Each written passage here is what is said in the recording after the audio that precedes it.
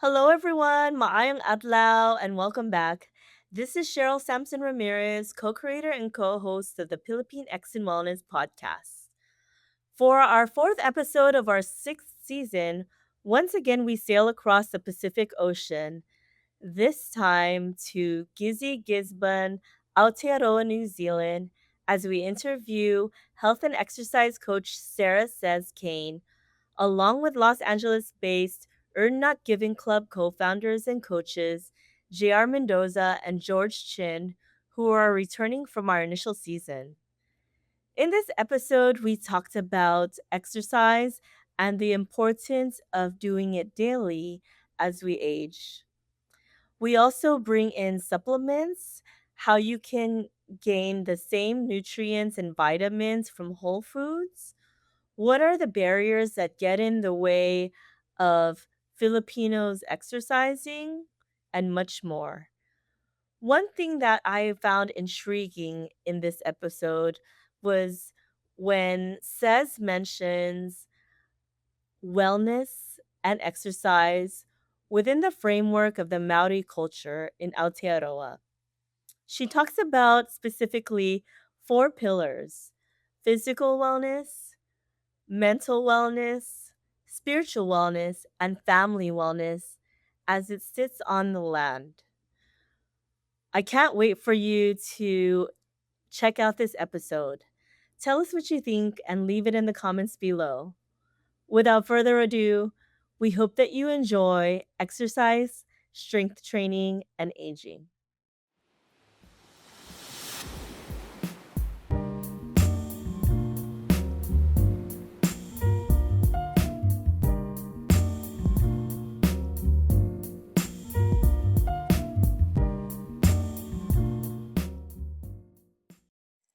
Hello, everybody. Magandang araw. Welcome to the fourth episode for our sixth season of the Pilipinx and Wellness podcast. This is Sheena Katz. I'm your co-host for this episode. My pronouns are she and her. I'm broadcasting to you all from Los Angeles, California. And for my audio description, I'm currently wearing a denim shirt. My hair is down, and I'm seated in front of a white wall with a large green plant behind me. And joining me as a co-host today is Cheryl. Maayong adlaw. This is Cheryl, co-hosting with Sheena on this episode, and my pronouns are she, her, sha. I'm broadcasting to you all from the unceded lands of the Tovangar people, or Tongva people, known as Tovangar. And currently, this is called Los Angeles. I'm in the neighborhood of Echo Park. For my audio description, I am wearing a black and dress with some white details. I'm wearing white feathered earrings. I have silver headphones over my ears with vertical slats in my background. Following our last episode for Pride Month, the multi-dimensional aspects of healing with Dr. Chris Lipat, who was based in Oahu, Hawaii, we bring to you from across the Pacific Ocean to Aotearoa, New Zealand, to health and exercise coach Sarah Kane, along with Los Angeles based Earn Not Given Club co founders and coaches JayR Mendoza and George Chin, who are both returning to the podcast from our initial season. The title of this episode is Exercise, Strength Training, and Aging. As mentioned in previous episodes, all views discussed are for informational and educational purposes only. It's not meant to be medical advice, nor does it constitute therapy or professional advice. Always consult with your healthcare practitioner, especially before starting any exercise or new health program, or a qualified mental health professional for your particular condition. Without further ado, we'd like to welcome to the Pilipinx in Wellness podcast and Sarah, and welcome back JR and George. Hey Hi, guys. what's What's up? going on? Um, so I guess I'll go ahead and introduce myself. My name is JayR Mendoza. I'm a strength and conditioning coach here in Los Angeles. My pronouns are he, him, and my audio description would be I'm wearing a blue Dodger hat, go Dodgers. I'm wearing a graphic black tee, And right behind me is just a white wall and a window. Super excited to be back here. Hi again, Cheryl. Hi, Sheena. Hi, everyone. Hey. I guess I'll go next. My name is George Chin. I am the other half of Earn Not Giving Club. For my audio description, I'm wearing a plain white tee and a blue LA hat and some white headphones, AirPods. I am doing this at the home of Los Angeles. And yes, Kia ora, everyone. My name is Sarah Kane, but you can call me Sez. I'm based in Te Tairāwhiti Āotearoa, so in English that's Gisborne, New Zealand. My pronouns are she and her. I am wearing the only one wearing glasses actually. That's probably all I have to say for to identify who I am in the audio. And it's lovely to see you all again and lovely to meet you, Sheena. Looking forward to our chat today. Kia ora.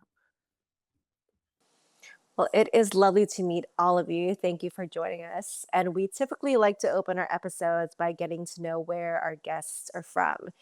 Can you please let us know where both sides of your families are from? I believe you told us where you're currently streaming from today, but we'd love to know where your families are from. We'll start with you, Says, and then JR, then George.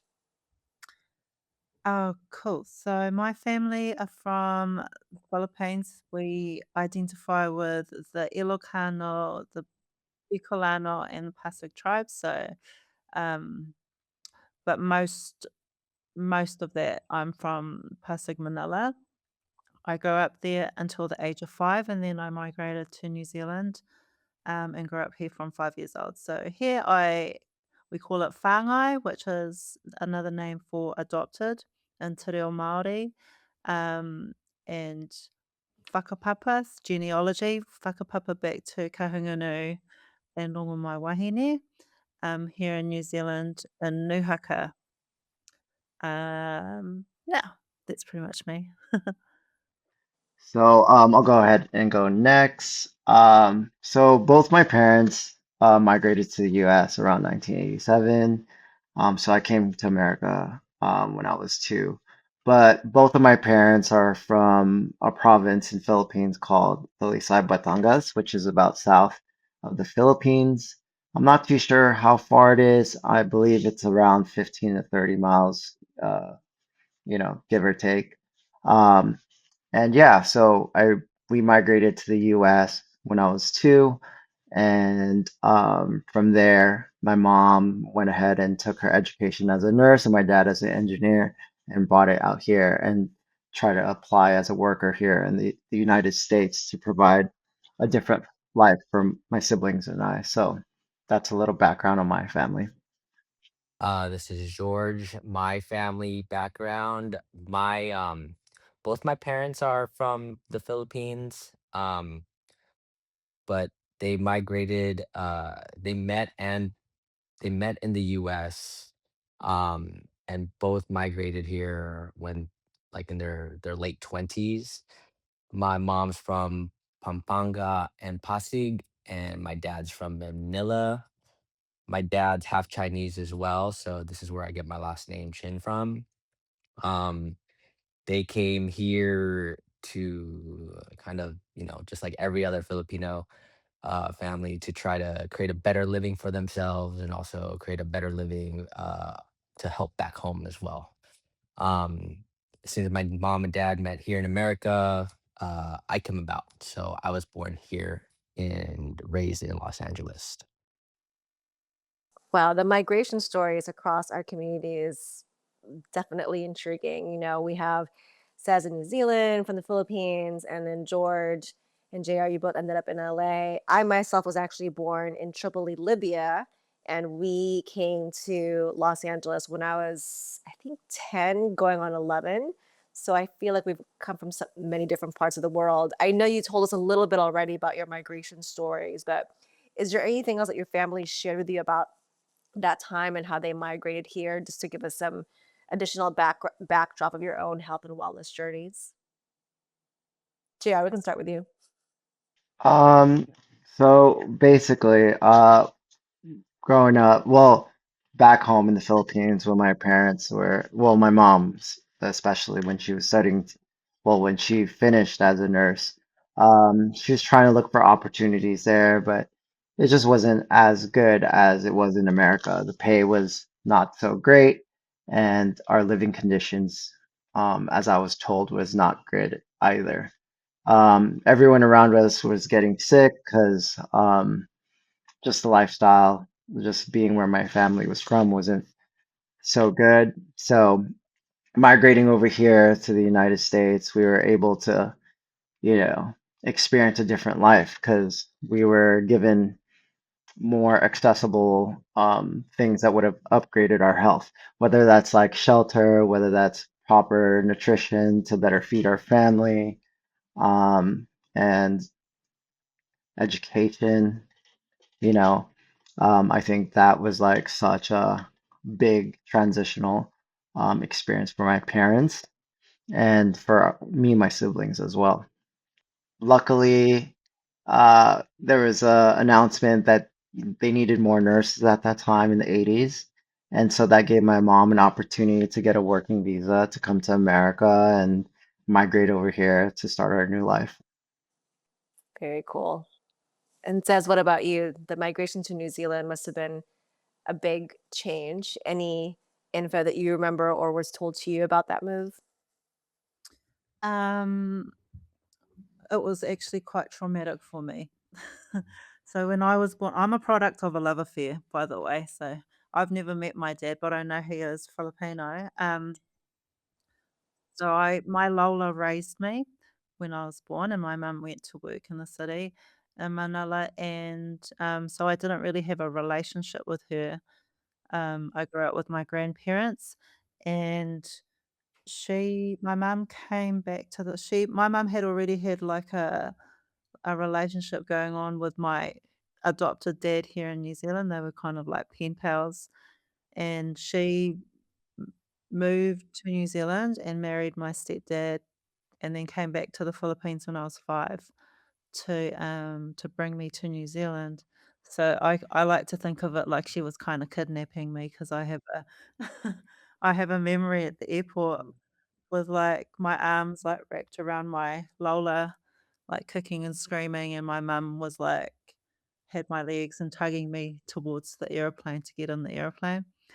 Um, but I suppose she didn't talk too much about it, but I believe that the migration from the Philippines to New Zealand was pretty much very similar to many. It was just to seek a better life, um, and get out of the poverty, get out of that cycle, and yeah, to break the cycle that was in that poverty space that our family were in the Philippines.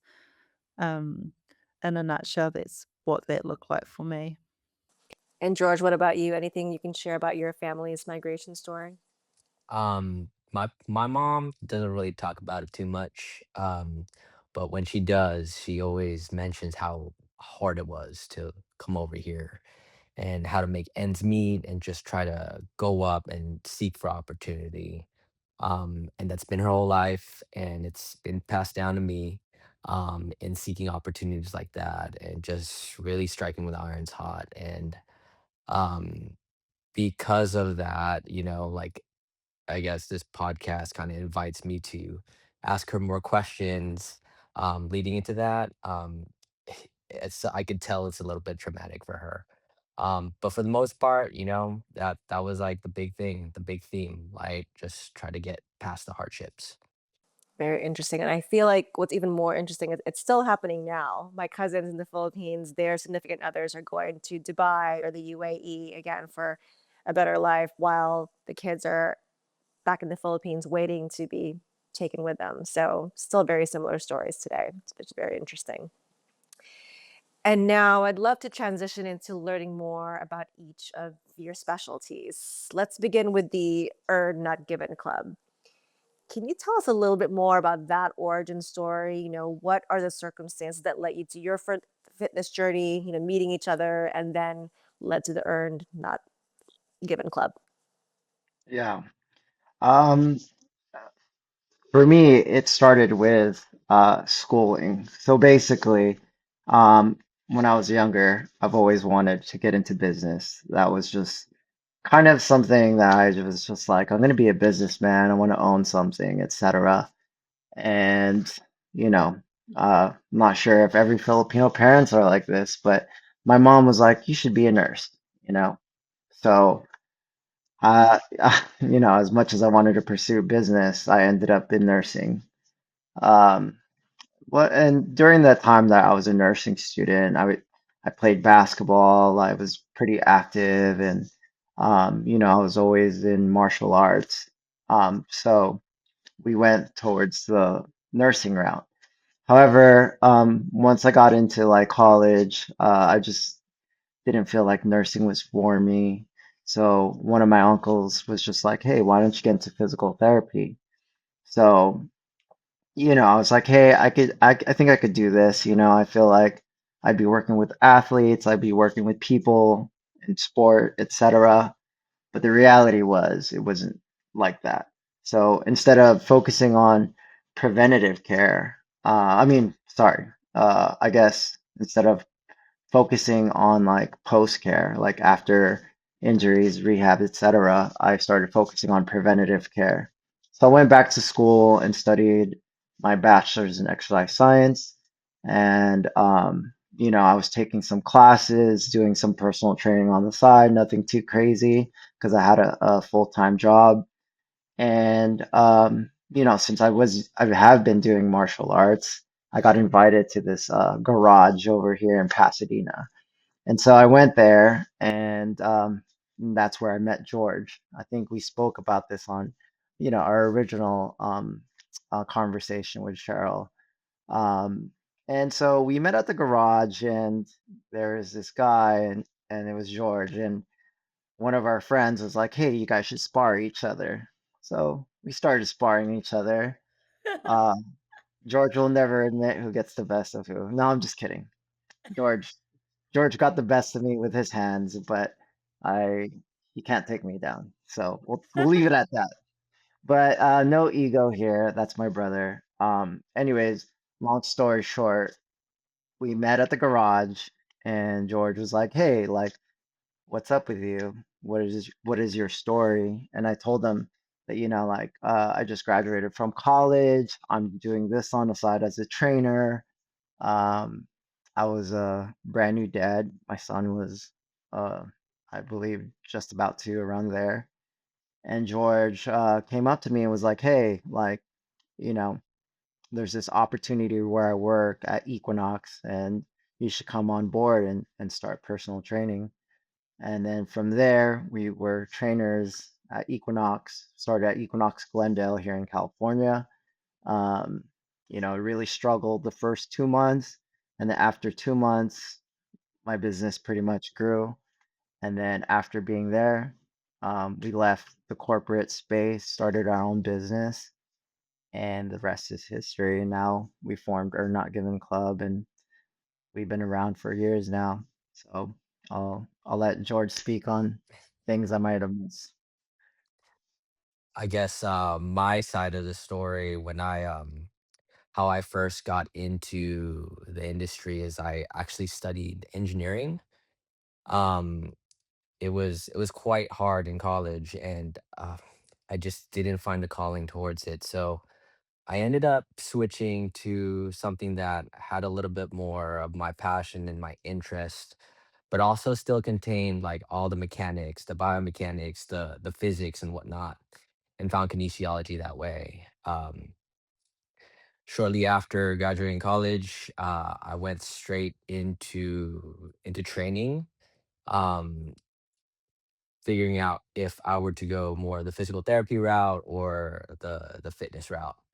I fell in love with fitness so much that I found a home here. I found a community here, and continued to train in different aspects of fitness. And I was doing martial arts, Muay Thai at the time. Um, and when I met JR at the garage, some would say it would be love at first fight. where we had to spar each other, but we really got to know each other on that level. And him having his kinesiology degree and us looking for talent at the same time was kind of magic. And when he came over to work where I was working, I was already doing I was already an educator in that industry, in this industry already, teaching about fitness, and he had a love for it. And I saw his business magically grow within just a few months. And I continued to work in this company for quite some time, but at some point, JR outgrew the company in a way, and kind of jumped ship a little bit. Exited the company. We were still talking. We stayed in communication, but once COVID hit, he he was like, "Hey, I think it's time. I think it's time to leave corporate." Um, he would always tell me that in the previous years, but I would never want to jump ship. I was so scared. Um, couldn't make that jump until COVID happened, when everything shut down. Um, uh, I lost my education job, but still loved to train. This made the opportunity for training outside of corporate much easier, and that's where ENG Club was truly born. And from there, it was the rest is history. Very cool. And Says, I'd like to shift over to you and get a little bit more about your background story too. I know that you mentioned that Says is what your nickname is, and your business is called Mama Sez. Can you tell us more about how you got that nickname and also what the circumstances were that led you to your own personal fitness journey? Oh, yeah, of course. So Mama says derived from when I got pregnant with my first daughter. So I've got three children. They're young adults now, so they're 18, 16, and 14. And Cez has kind of always been a nickname that everyone's called me from when I've been very little. So not many people know me as Sarah, which is my real name. Um, and when I became a mum, everybody started calling me Mama. And then when I decided to go into business, um, friends were just having a joke around and saying like Mama Says was like my new name. So that's how it came around. My friends pretty much made my business name for me. Um, so business name slash nickname.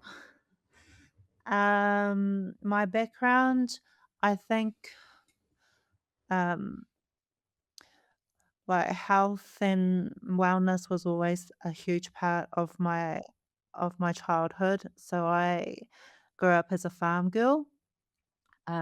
We lived off the land and had a self-sufficient lifestyle. Like I grew up out in the country and I rode my bike around and helped milk all the cows around the neighborhood and prune like fruit trees, and we had like vegetable gardens and orchards, and my dad was a hunter and fisherman gatherer.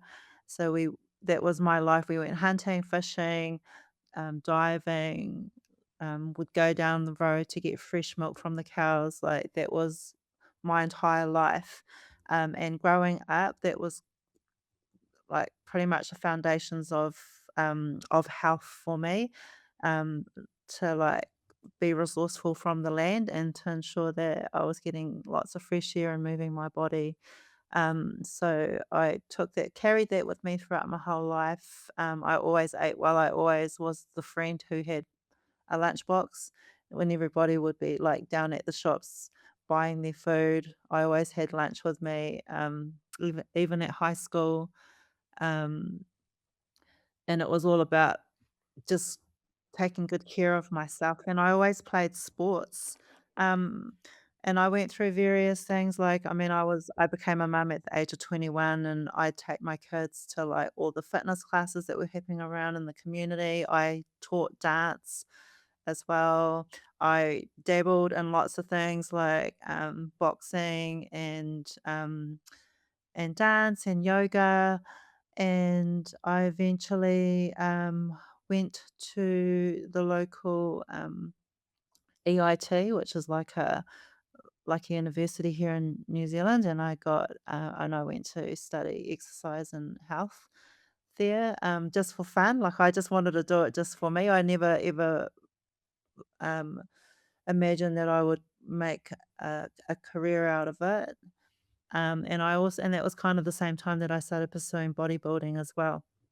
So started off as a fitness model and won national titles through that, and then I leveled up and started competing as a physique athlete. And so through that, the whole coaching kind of just derived um, from me being really like hardcore involved in all the community stuff in Te Tairāwhiti. Um, and so I've taught like it's not been much of like it's not like been my a bigger business like what the bros have kind of described their business to be.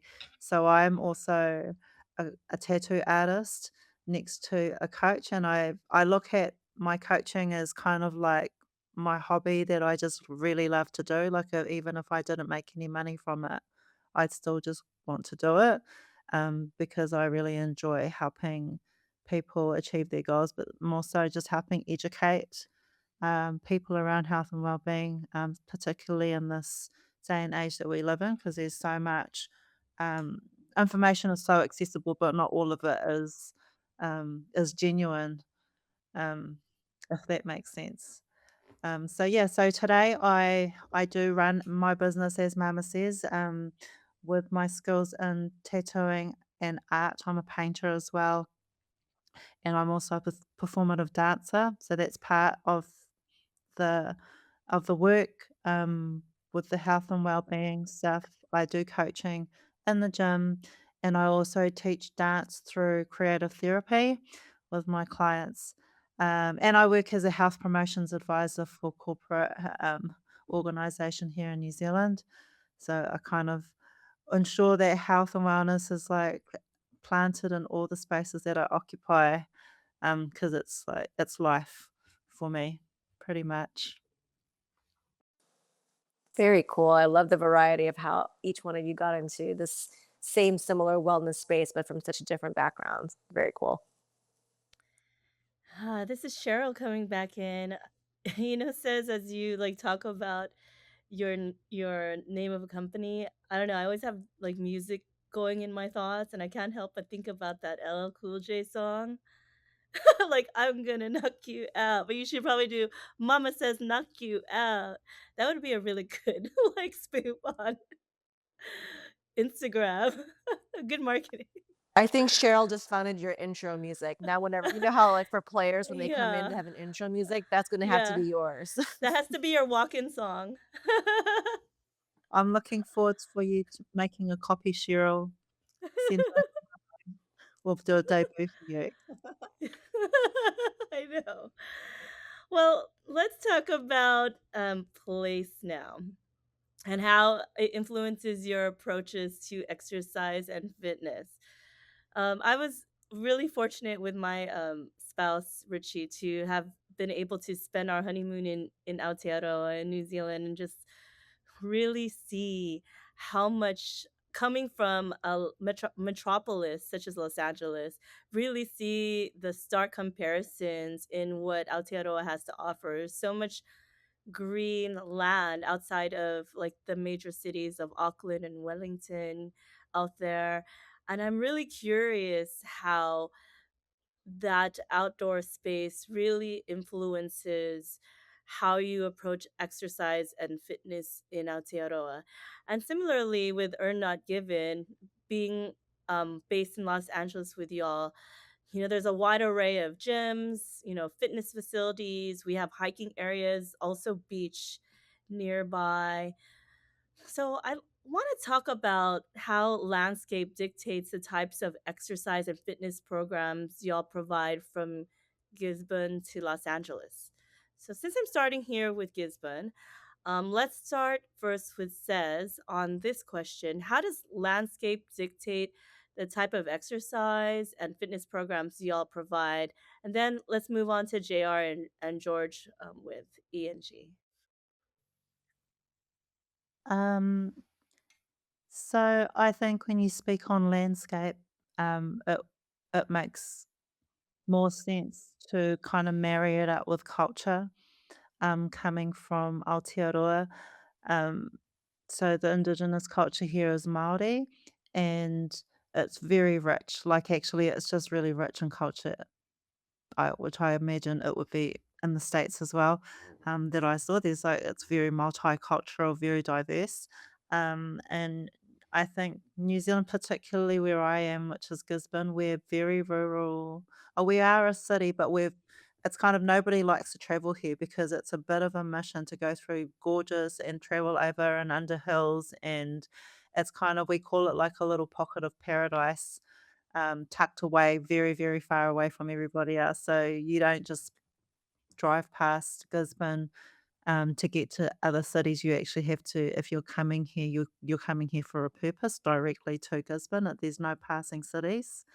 Um, and it's very rich in Māori culture here, and a lot of our health and exercise practitioners, um, we I could say we tap into that space on a holistic perspective. So we're not just looking at nutrition and exercise, we're looking at well-being as a whole. There's um, there's a thing called here, under the government law for health and wellness, and it's called Te Whare Wha, and uh, it's like a house, and which is created by 4 different po that holds the house together. So you have like physical well-being, mental well-being, spiritual well-being, you have family well-being, and then you have land as well. So land comes with identity, and we believe that if one of those pillars are not strong, then the entire house has the ability to collapse. So we have to take care of all those different po to ensure that the house stays up and strong. Um, and so when we talk about land and we talk about environment, we talk about who you are and where you come from, and we relate that back to the taiao, which is the environment, so the ocean, um, the mountains, um, talking to the gods, of the gods of the forest, the sea, the sky, the earth. So really tapping into that on a spiritual, cultural, holistic perspective when it comes to health and well-being. And hence, for my practices, I do have clients who are in the gym. I have like a variety of clients who are just okay with doing real surface level type of work, just in the gym, looking good in the mirror, eating well, getting a nutrition plan. And then I have other clients who like to tap in a little bit deeper, and we start looking at health and well-being from a space of like healing trauma, and that's when I start taking my clients out to outside, and we dance and do movement out in the taiao, out in the environment, out by the ocean and in the mountains. And it can look like multiple different things, from like meditation, like dance, and just talking. Um, just yeah. Sorry, Cheryl, are you going to say something?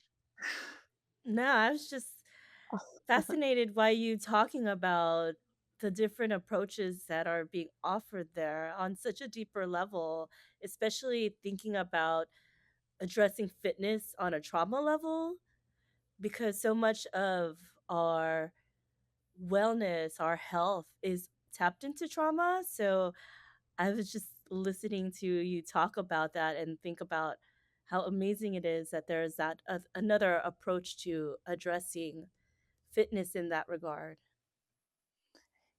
Yeah. And yeah, I'm really passionate because I'm also a therapist as well. So and I've only just come into, because I was just telling these guys last week, Sheena, that I just turned 40 like a couple of weeks ago. And so I've kind of transitioned into a different chapter of my life. Um, and I always like to utilize myself as a muse in any of the work that I do because I feel like lived experiences are so much more relatable when you're trying to sell a product of a service and you've like lived and breathed the experience and you're a lot more relatable to clients. So I'm kind of shifting away from my athletes, and I'm now coming into health and wellness for women. One, because it's under researched and under resourced. Um, and when we talk about trauma in that regard for women, it really does stem like a lot of the health issues that women are experiencing in perimenopause and menopause. It's not just a surface layer thing. There's so many layers to it, and it always tracks back to trauma, to your earliest childhood memories. And then some of it not even your own trauma, it's intergenerational trauma. So we're getting really deep when we start talking in those spaces as well. Yeah, I like how you think about addressing that because so much now we're in our sixth season and trauma always surfaces in all of our episodes, but trauma also feeds into weight, right? Like that's one area. So some people gain weight from trauma, they'll eat excessively, right? Or it could be the opposite of that. They'll lose weight from trauma because it suppresses, they have a appetite suppression. But also trauma feeds into the foundation of our health challenges that we experience too, because trauma also bleeds into stress, and then with stress comes health conditions and challenges that are what people are trying to address when it comes to our topic of exercise strength training. And even as we age, how that all kind of gets, pretty much there's that correlation of, right, of how that addresses a lot of the health challenges that we're seeing.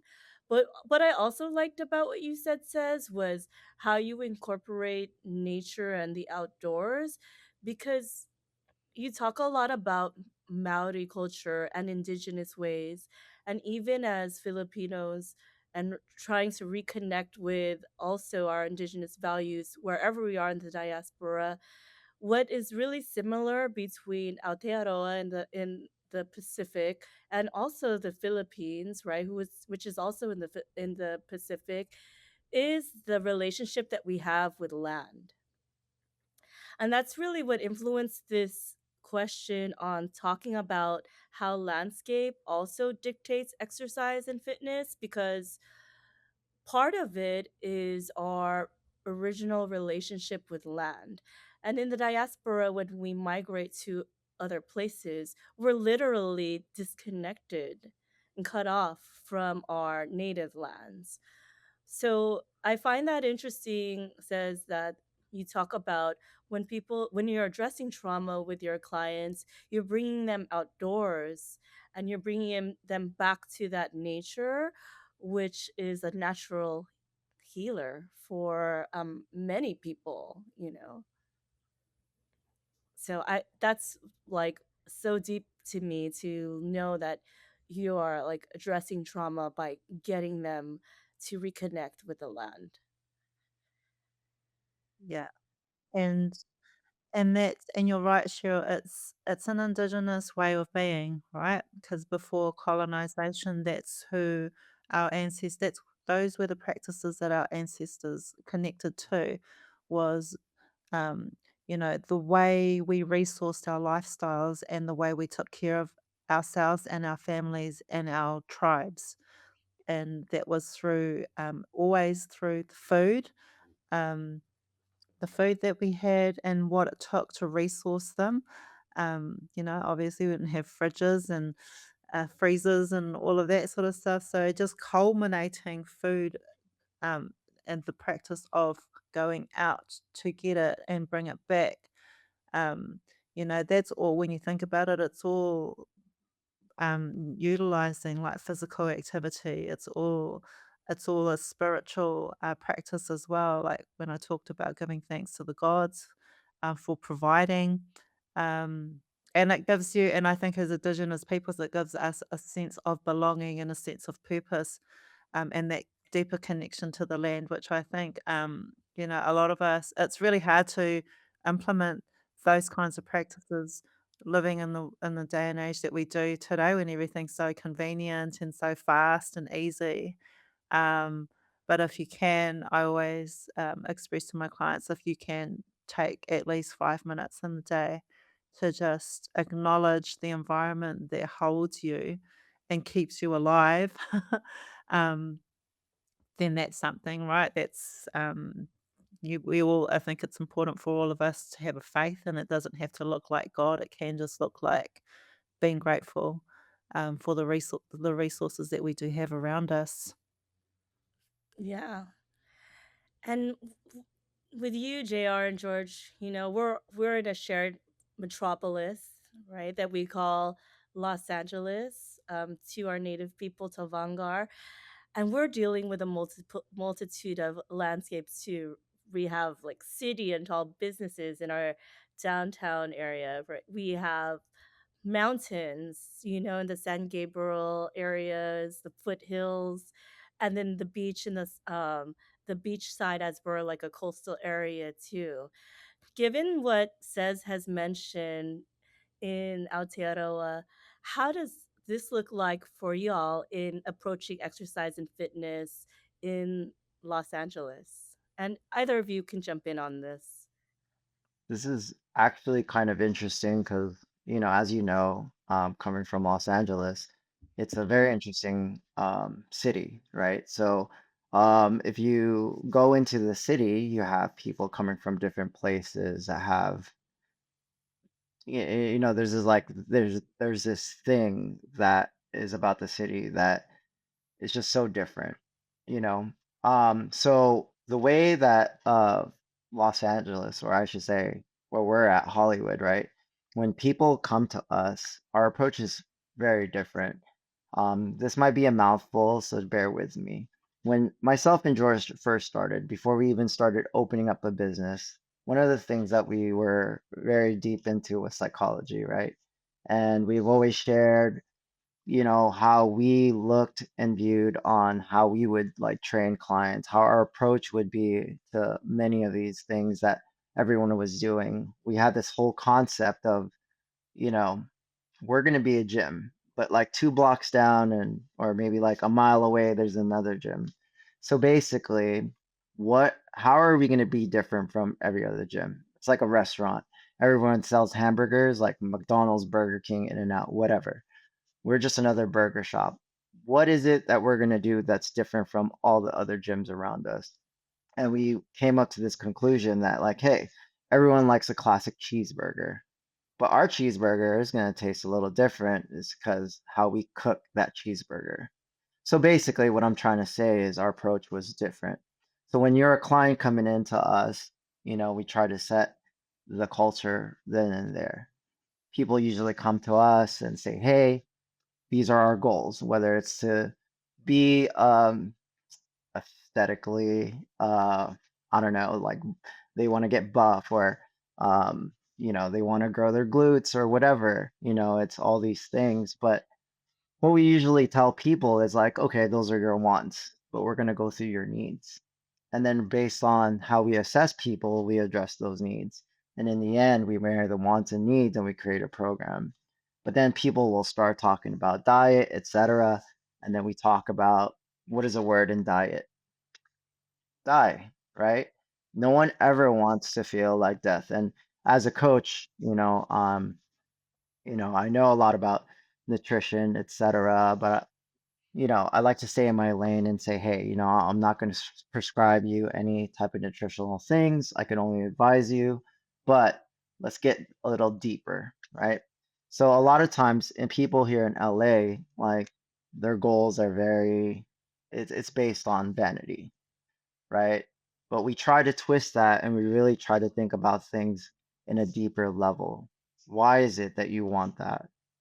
Why is it that we are now living in a city where you know, everyone wants to just upgrade their lips, like different body parts, etc.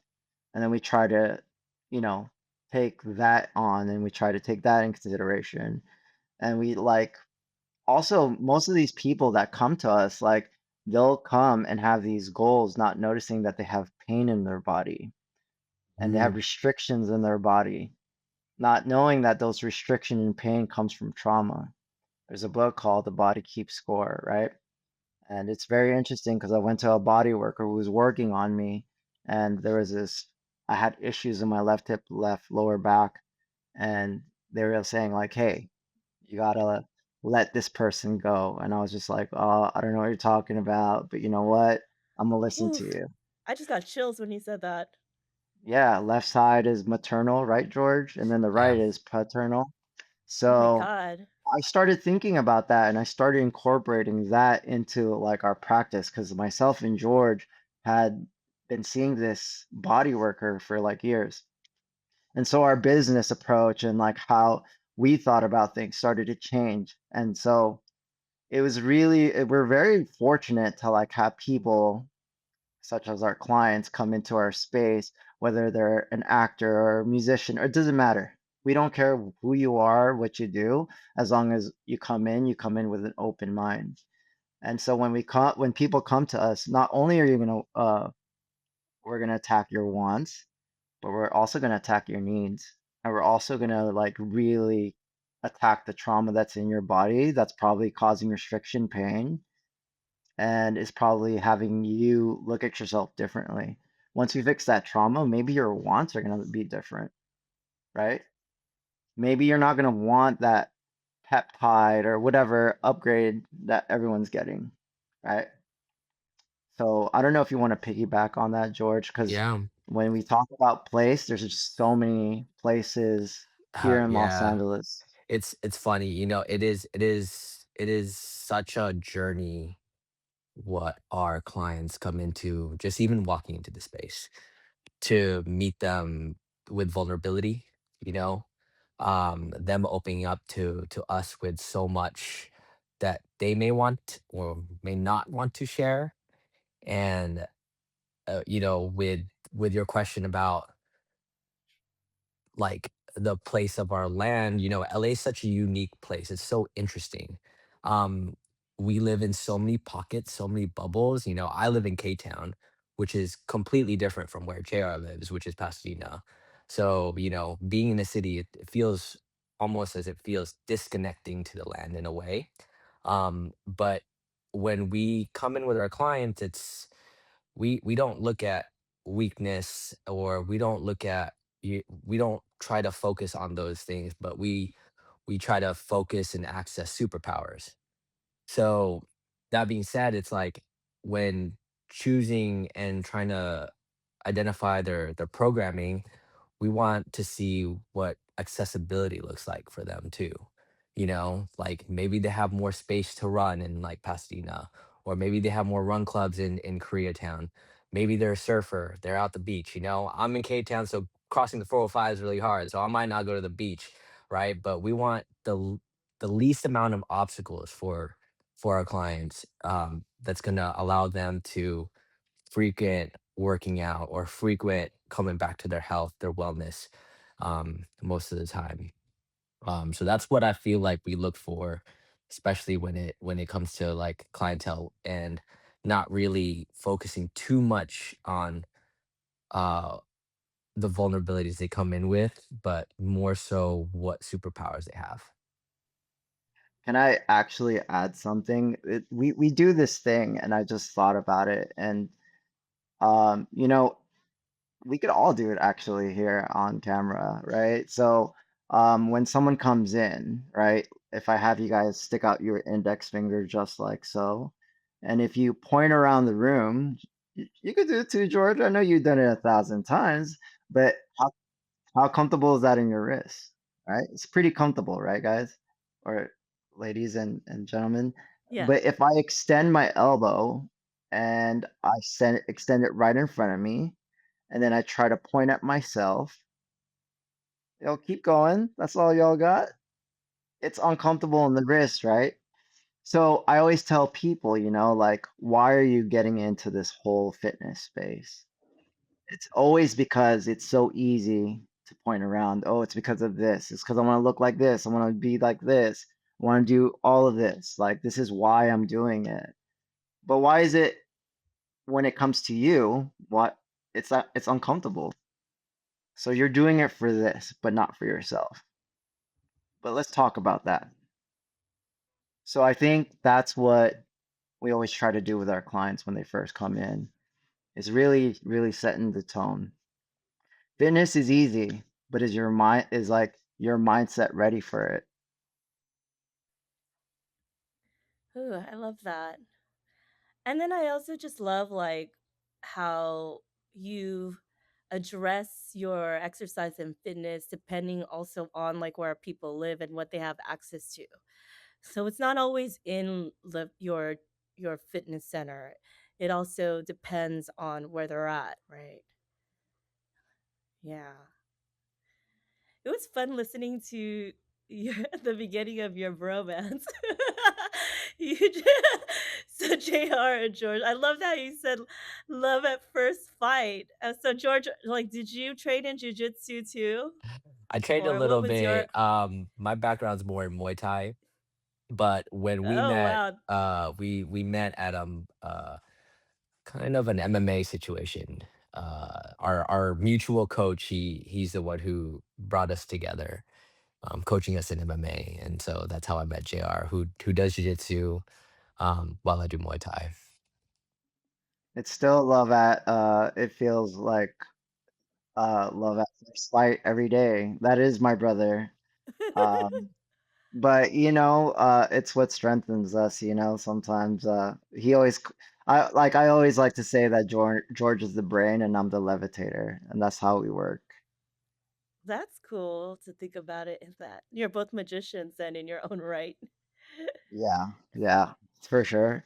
Yeah. Okay, so now that we know where y'all are coming from and how ripped y'all are and how we don't want to mess with any of you, let's get into the title: exercise, strength training, and aging. So, individually, how do you all approach exercise, and strength training as we age? George, can you go first on this one, and then we'll follow up with JR and then says. So as far as exercise, strength training, and aging, um, I think this topic has evolved for me over the years. Um, and especially with me and working my clients, I really like to approach it into a more of a holistic lens, and not just think of such rigid strength training, but more so play, and finding joy in those moments and those playful situations, because I feel like most people would frequent that more often than not. If sometimes we're working out, sometimes having such a regiment, it feels so tedious that you always have to perform and be on all the time, that at some point, at some level, there comes a point of burnout. And when I approach this with clients, like, this is a long-term strategy. This isn't going away. Exercise is not going away, right? We need to figure out a game plan that we're going to do this forever, and it might look different from each decade, right? How we work out in our 20s and our 30s and our 40s is going to well show how we're going to show up in our 60s, 70s, and 80s. I was lucky. We're both lucky enough to train such a wide array of clientele, from youth ages all the way to like 90. And it's such a beautiful thing to really learn from, not just teach, but also learn from our clients and see the success in how seniors have aged differently based off what they did previously. So I'll see some people who are in their 70s, but they look like they're 50 or 60. but I'll see someone in their 25s who look like they're 50. And we got to ask why, right? And we always look at the lifestyle around it, right? So when I look at lifestyle, it's like how much are we enjoying our habits, our daily habits, our routine every day. Um, so as my mentors like to say, movement is medicine. So, we should always strive to have some type of movement practice every day. It doesn't need to be intense. It could be light walks. It could be playing with your kids, or it can even look like a very rigid strength training program. But I think it's just important to do something or a little of something every day, even if they're just little movement snacks. So yeah. And what about you, JR? How do you view this?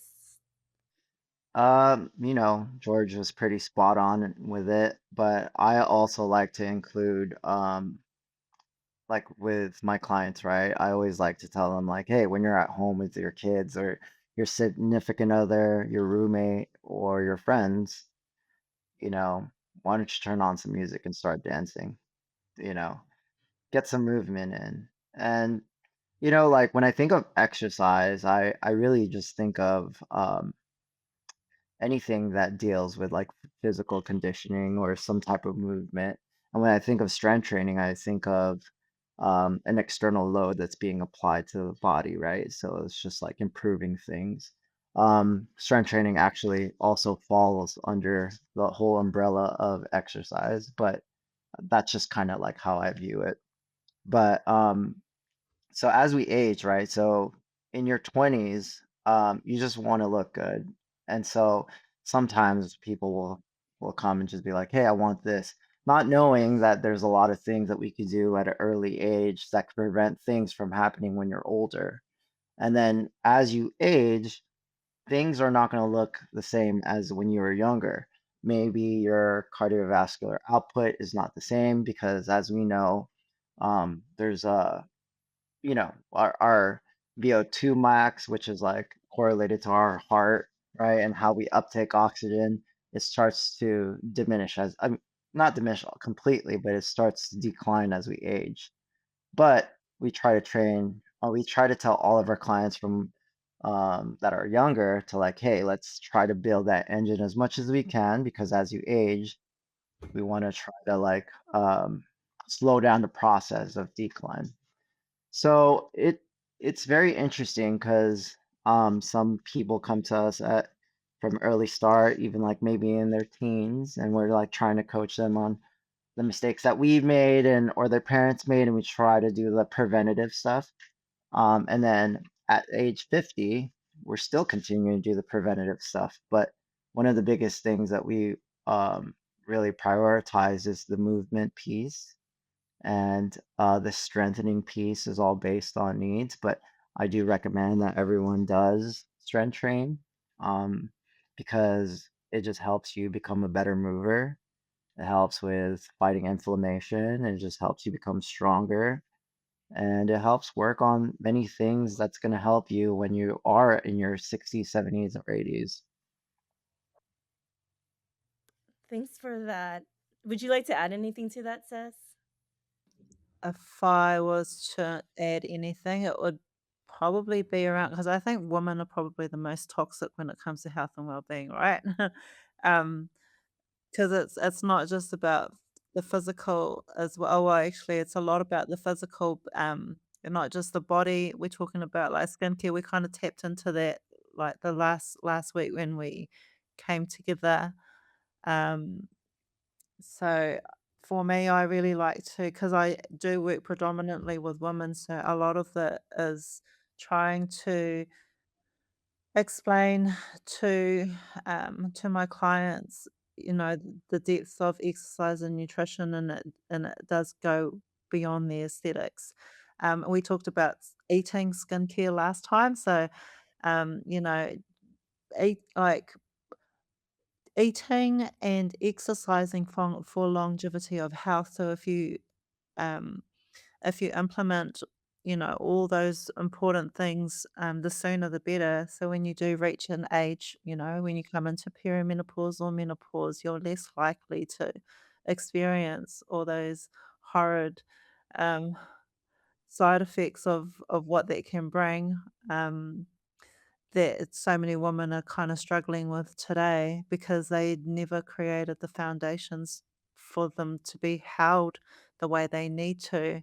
um, we're talking about skincare, and now, women are now going to get like retinol and peptides and Botox and all that sort of stuff, and trying to explain like the value in weightlifting and how it impacts your muscle capacity and your bone structure as well. So, aging, when we're looking at our faces and wrinkles, um, and muscles, that all comes with strength training and exercise. You don't have to go out and spend this ridiculous amount of money on drugs and needles and whatnot to look a certain way when you do reach that certain age, because unfortunately we are going to age whether we like it or not.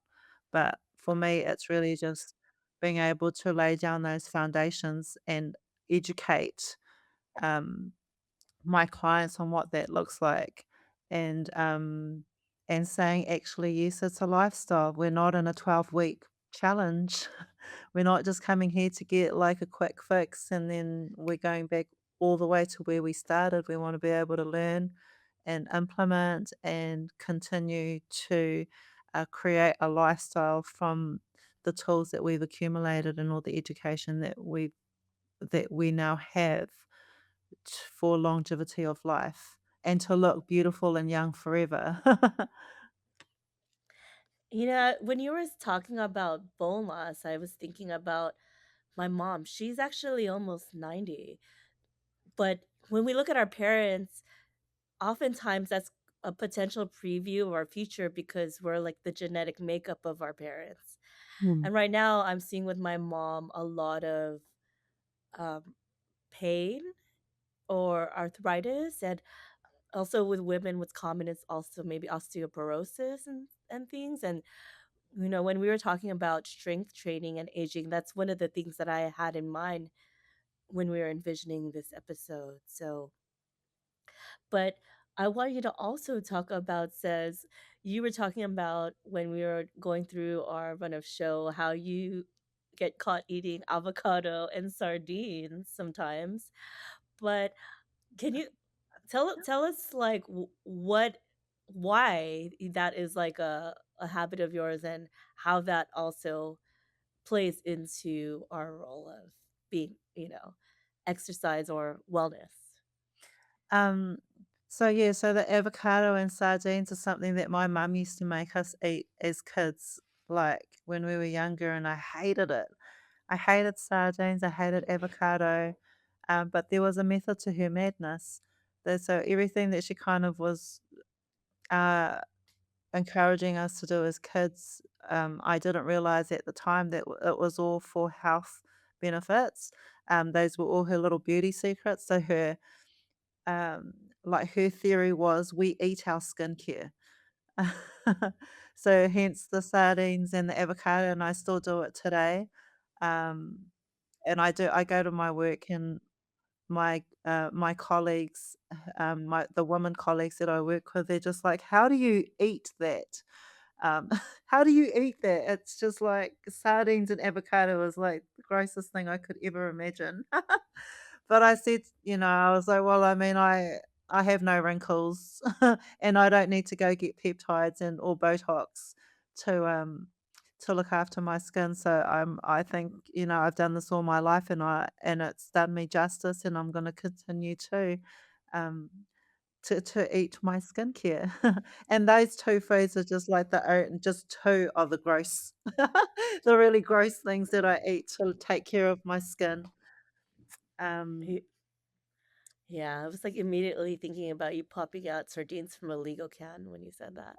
yeah, I literally stand in the kitchen ever so proudly with my can of sardines, and everyone's just watching me like, "What is that?" My dad used to love the red Lego sardines. If Yeah. you- well, Oh, we're I at love that. I You love said that you with love eggs. that. You cook the eggs. It's the way Yes. to do it. Oh my gosh, and you know what? Because we're talking about good, like, healthy fats, right?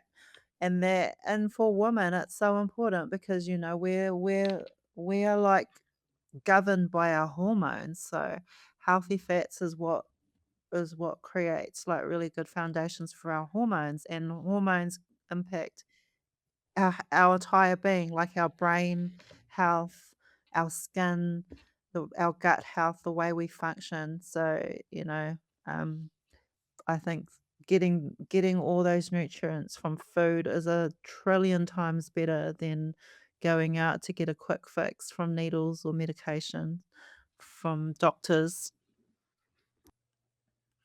I'm really enjoying this conversation that we're having, y'all.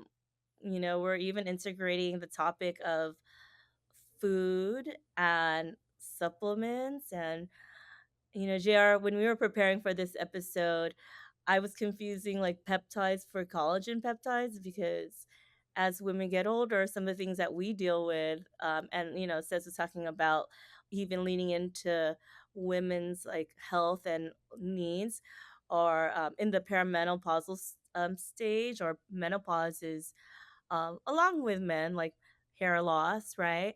And then for us, there's also like the focus on skin, and like nails getting brittle. And so I was like, I take collagen peptides, like, is that okay? And I think JR, you alluded to something in food that can actually be a substitute for that. Yeah, no, it's what all our moms or our dads make, which is bone broth. So bone broth is actually rich in collagen. So yeah, I always try to look at things from a perspective of what is it that we need and how can we get it from whole foods, right? When we talk about supplementation, I always think about like supplementation will always come like basically supplements are meant for something that you lack, but you should always try to get these things from whole foods as you want to try to avoid having to take pills all the time, etc. But yeah, going back to collagen peptides, the best way to get it, in my opinion, is through bone broth. Um, do you have anything to add, George? I think there's another way. Um, I do. Collagen is a great resource, not only just for our skin, our hair, our nails, but also it's great for tendon health. Um, it helps with the longevity and the pliability of our tendons, helps reduce injuries. And, if we also uptake vitamin C, it helps the uptake of collagen um, fully instead of it just passing through our system. Um, Let me see if there's anything else to add. As far as a performance standpoint, that would be my best case for using collagen, as well as the beauty standpoints as well. Yeah, Yeah, okay. No wonder we grew up eating tinola and sinigang and maybe uh, that's why they say that like Asian don't raisin or something, right? well, yeah, look at all the Vietnamese people that eat pho.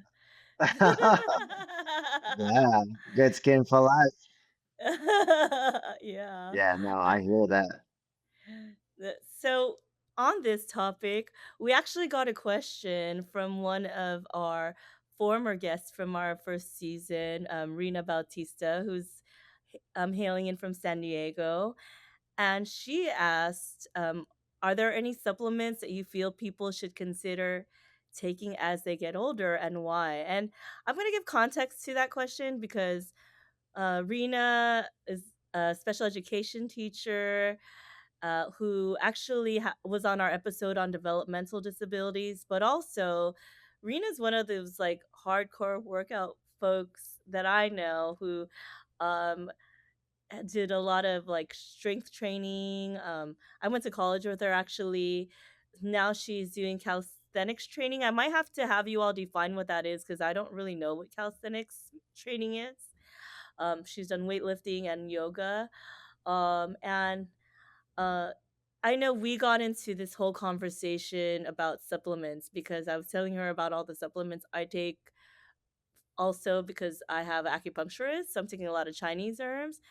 And she's like, "So how many supplements are you taking a day?" And I was like, "Oh, I don't know, like probably 15." Not just kidding. Less than that, but maybe like 10. I might say close to 10, right? Different ones. And she's like, "Yeah, I don't do the supplement route. Like, a lot of it I take from like Whole Foods." And I remember my mom used to say, "You don't need vitamins if like you're eating the right foods." But this is her question, so let's go back to it. Are there any supplements that y'all feel people should consider taking as they get older?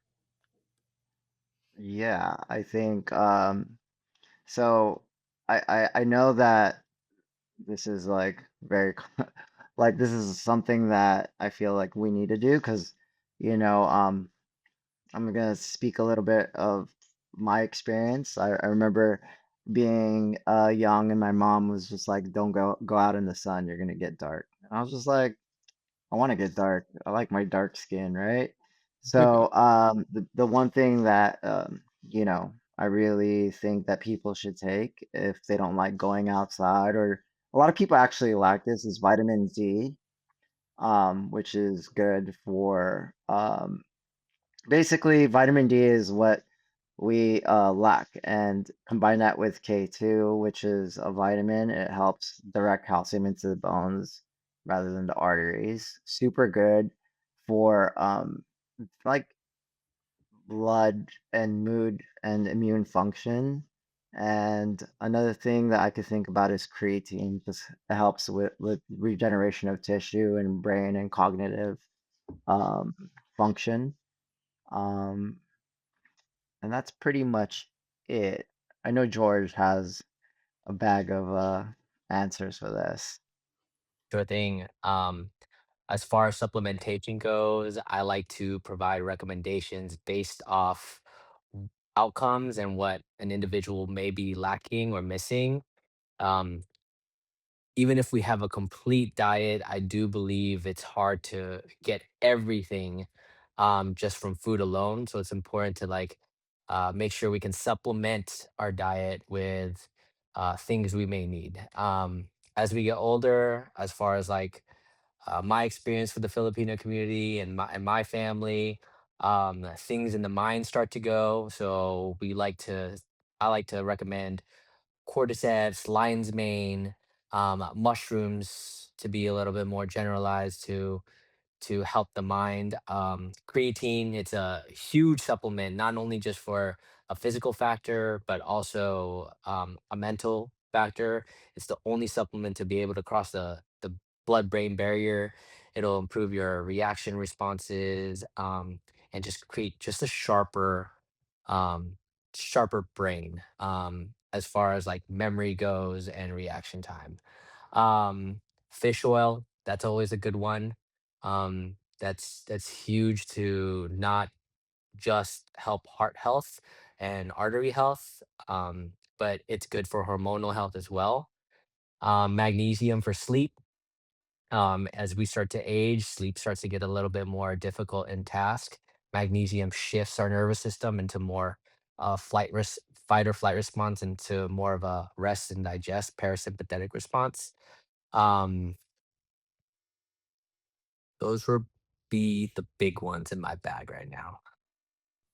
I see. I know says you talked more about whole foods. Are there any supplements when people ask you about supplements? What how do you approach that? Um, I think JR and George did a really great job of explaining all of that. Like, always tap into whole foods first um, before looking at supplements. But I know for me, some of us do need to have the whole food and the supplement. Like I am iron, I'm inclined to be iron deficient, like quite badly.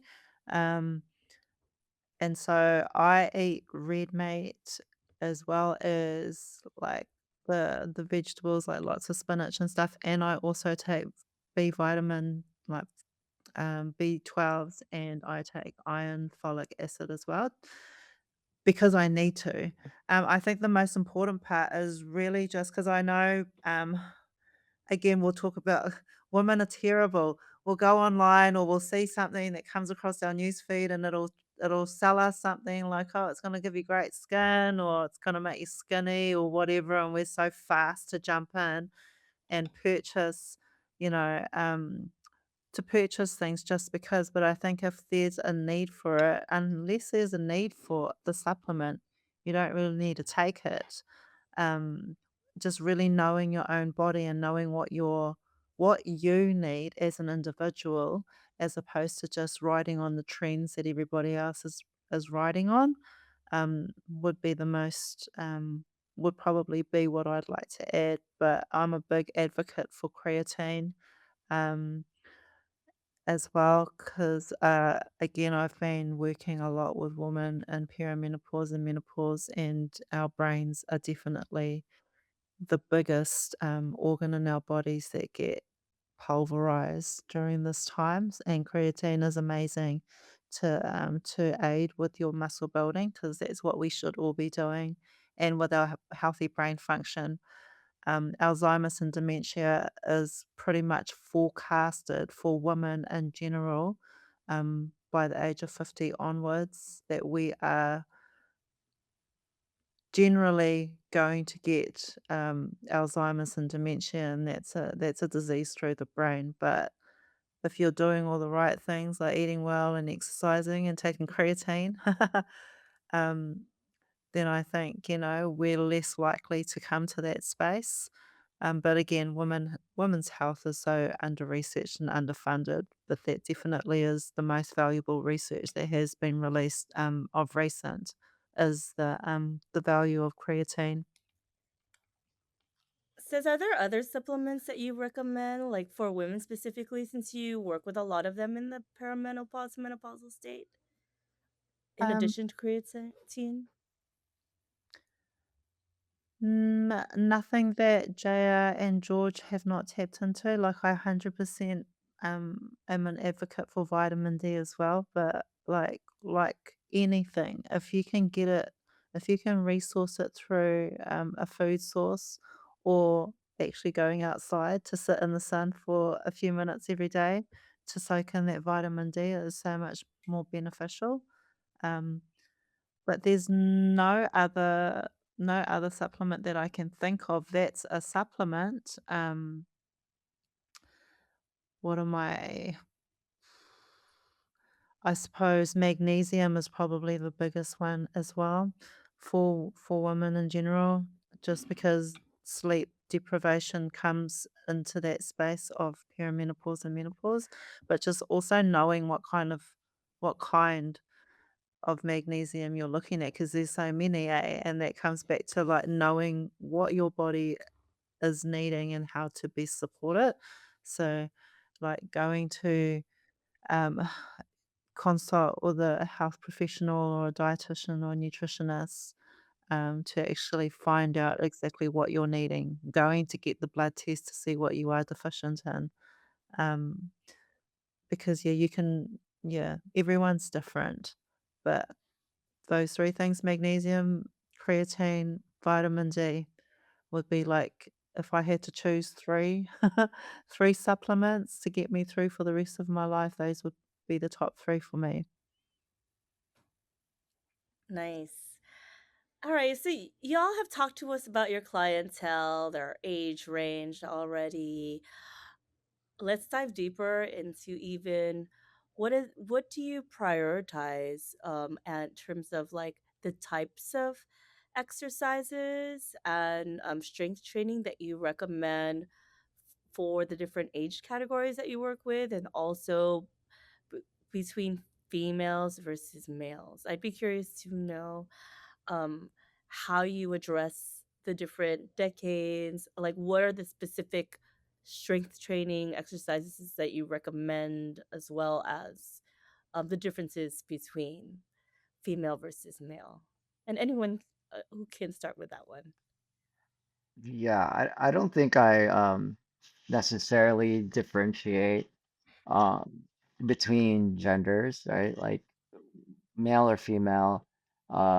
you know, we just both do the same thing. Although we do have a lot of like women like that are very strong in their lower half, and a lot of men are more stronger than their upper half. Wait, did I say that right? Lower half for women, upper half for men. However, if I know that that's a woman comes to me and she's like, "Oh, let's do legs," I'll always sprinkle up upper body. And same thing with men. It's like they'll come to me and I'll sprinkle lower body on them. They hate it, but it's something that we need. Um, Other than that, what about you, George? Like, I don't differentiate genders as far as male and female clientele. Um, we like to say if you have a body, you're an athlete. So you'd like to access all movements in the exercise library, and be able to do anything and everything, if you are willing and able to. As far as where we start as exercise selection goes, as with clientele, we always like to do an assessment and see where they're at as an individual. We like to meet them where they're at. And as far as the links that are the weakest links, that's what we feel first before starting anything else. Whether it may be cardio or strength, that's where we'd like to allocate time initially, and build that base so that if you can fill the holes in the ship, the boats and the tides will rise. what's very interesting though is like, um, this is just kind of hilarious now that I'm thinking about it, is a lot of the women in our space is actually stronger than a lot of the men in our space. So power to the women. Us men need to step it up in the gym. Yeah. No, it's good. We love it. We love to see it. Same thing for you, Says. Do you differentiate by like male or female or by age categories in your coaching or? Um, yeah, I like what George said about meeting clients where they're at, because, like for me, I don't do anything generic with my coaching. Everything is custom designed because we're all different. We all have different goals.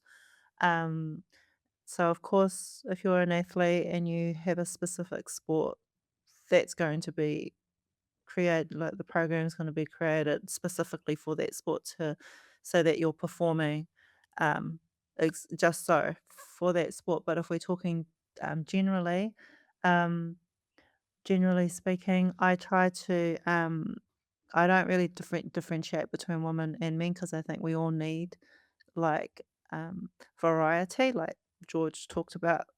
Having variety of movements is all very important. One thing I like to guilt trip, especially the generation that I get who have grandchildren, because grandmothers and grandfathers love their grandchildren, and when faced when they come to a place when they're faced with like internal battle with themselves and they feel like they don't want to or they can't with certain things, I always talk about, do you want to be able to run around with your grandchildren?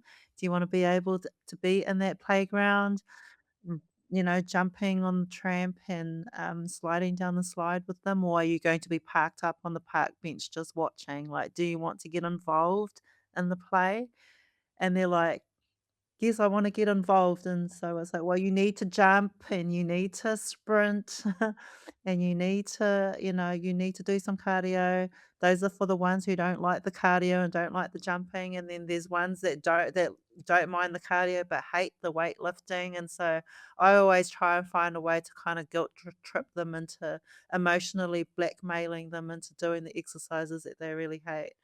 Um, but they all aid us, and I explain to them that all the movements come of value, like with our everyday living, from like being able to sit on the floor and getting up. That's a luxury for in some people's eyes. Like lots of people can't do that, to be able to sit on the floor and get back up with ease, to be able to bend over and pick something up off the floor if you drop it, to be able to just reach up into a cupboard and grab something out of a cupboard, that's also really difficult. So just looking at like those real basic everyday movements that we do, but being able to strengthen our body so that we're able to continue doing those as we age. Um, and to be able to run around with our children and our grandchildren as well, and not feel like our heart's going to jump out of our chest, or you know, be able to keep up. Guilt tripping? No, you're not Filipino, are you? And so now, being that we are a global Filipino podcast, what do you feel are three health concerns that the Filipino community faces? Or, maybe even based on your own family and friends, that's easier to answer. And how do you believe exercise and strength training can actually address these issues as we age? And second part of that question is there a magic formula or routine that you recommend for our community? JR, why don't we start with you? Yeah, so common thing that I see with, I mean, my own parents, right, and their relatives, and my Filipino friends and their parents, high blood pressure, diabetes, gout, all these things. And I think the one thing that can solve all this is if we focused on our cardiovascular fitness, right? Because if you think about diabetes, right, it's like, how do you combat the spiking of like sugar, or like your blood pressure is high? Why do you think your blood pressure is high? Maybe it's because you're sedentary, you don't move as much, or like high cholesterol, maybe you're highly stressed, and the same thing, you're sedentary. So things that can help improve all this is just starting off with your cardiovascular fitness.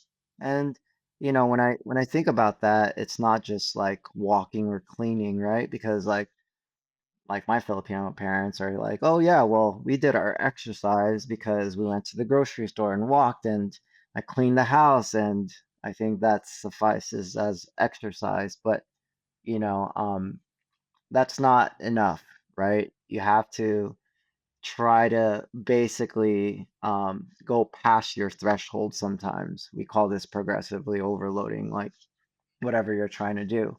So if you're working underneath your threshold, you're not necessarily making any changes.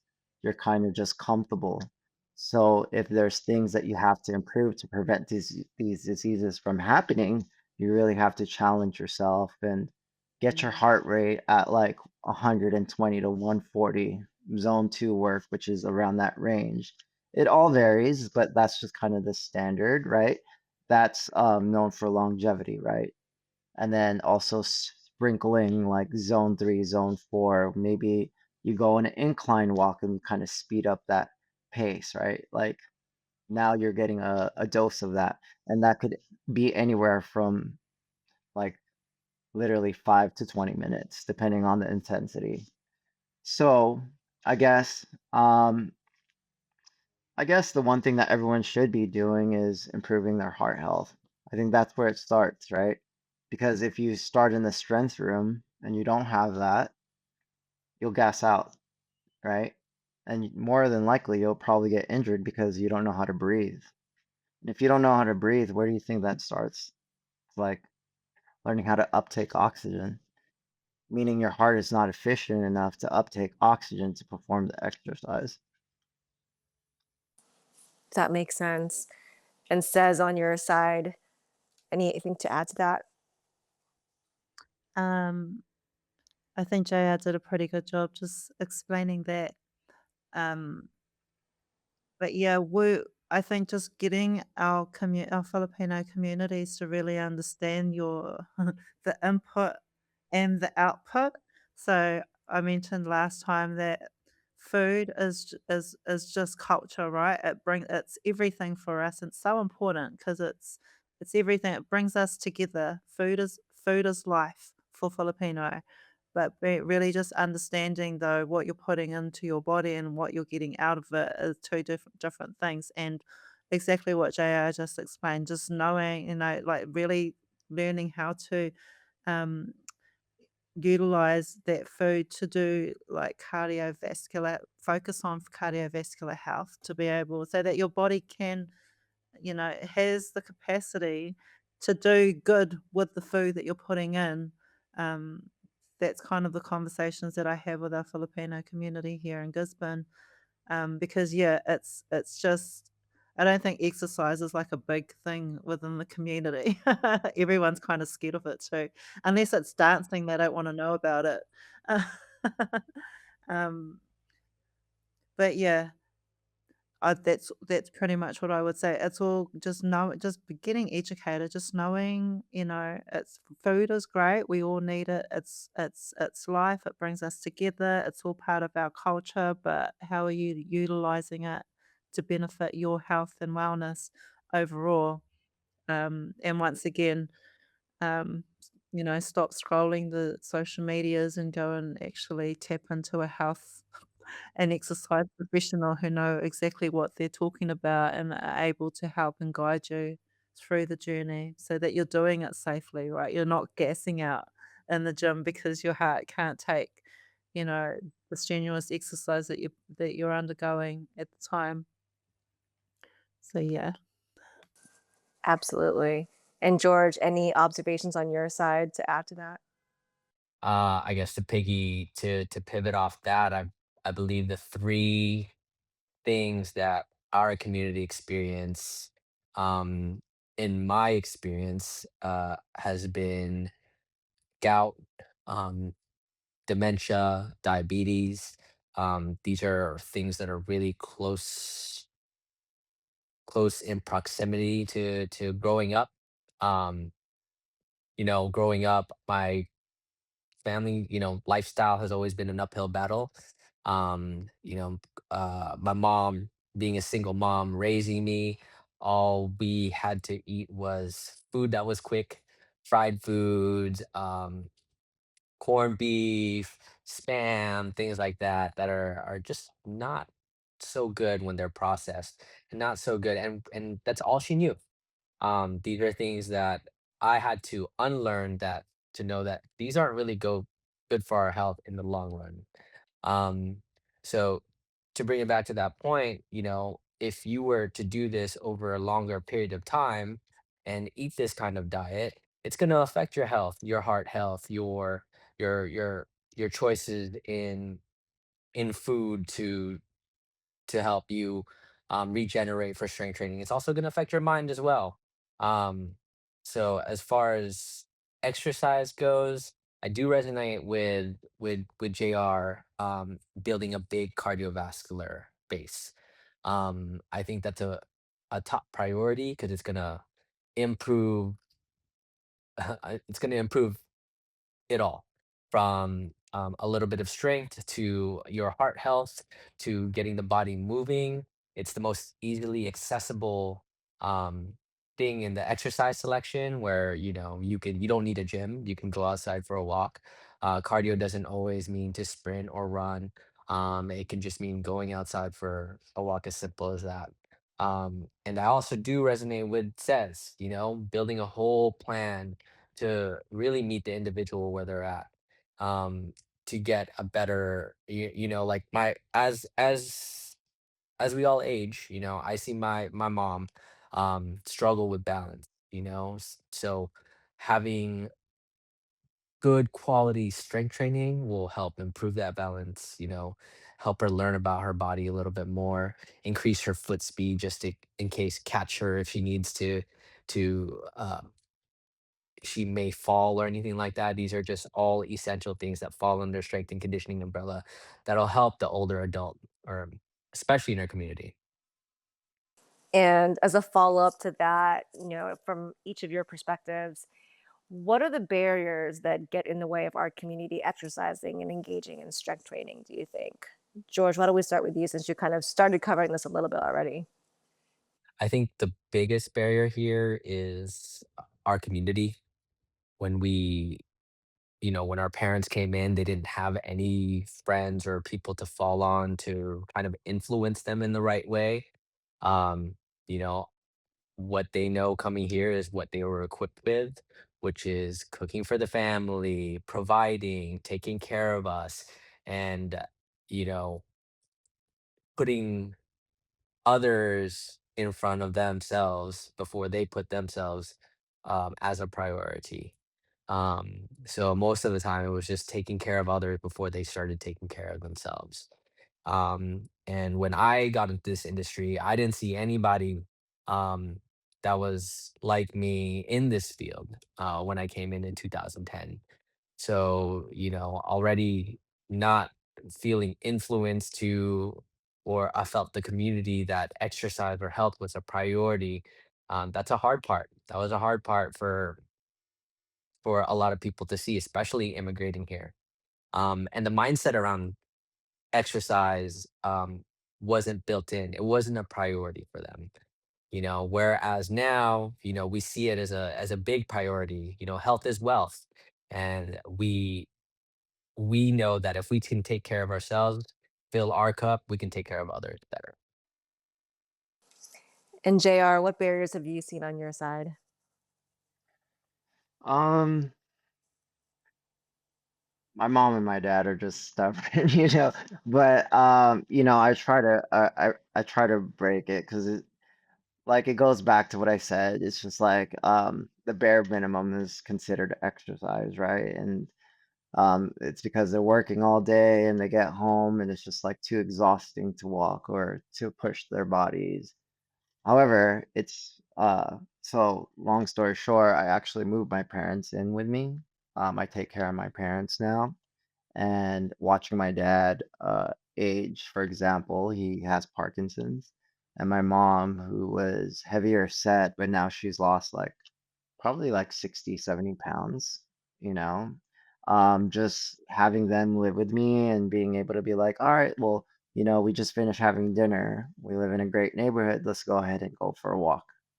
And then my mom, who barely could walk from uh, the front of my house to the backyard, is now walking like 2, 3, 4 blocks, right? We just started like a month ago. But originally started with food, but now movement. But yeah, it's just like changing the narrative, right? And I think that's what's happening, and that's what I'm really happy to see. I'm starting to see a shift. However, I am very passionate about something, seeing back in our homeland. Like, I wish I could go back to the homeland and really educate our people because a lot of people in the Philippines don't have access to good nutrition, right? Like everything is packaged.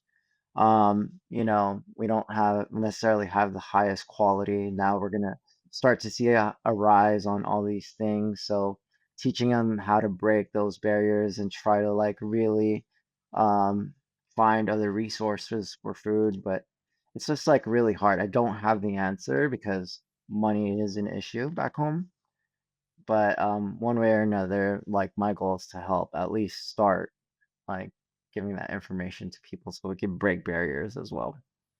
Can I ask really quick, JR? You said that you started with food with your mom and then movement. Can I Sure. ask what food alterations you made with your mom? No, definitely. So, my mom, for example, and my dad, they love growing up, like they would just try to feed us like meat and a lot of sugar, a lot of rice, etc. And it was like overconsumption, right? Because like back home in the Philippines, they didn't really have much. So when we came to America, whatever was on the food is just like of excess. My mom, whenever there's parties, it's like she cooks so much. And we invited 6 people, but she cooked for 30 people. And they'll be like, well, there's so much food, pack it, go home, etc. And if you don't pack it and it's in my house, guess who's gonna eat it? Us.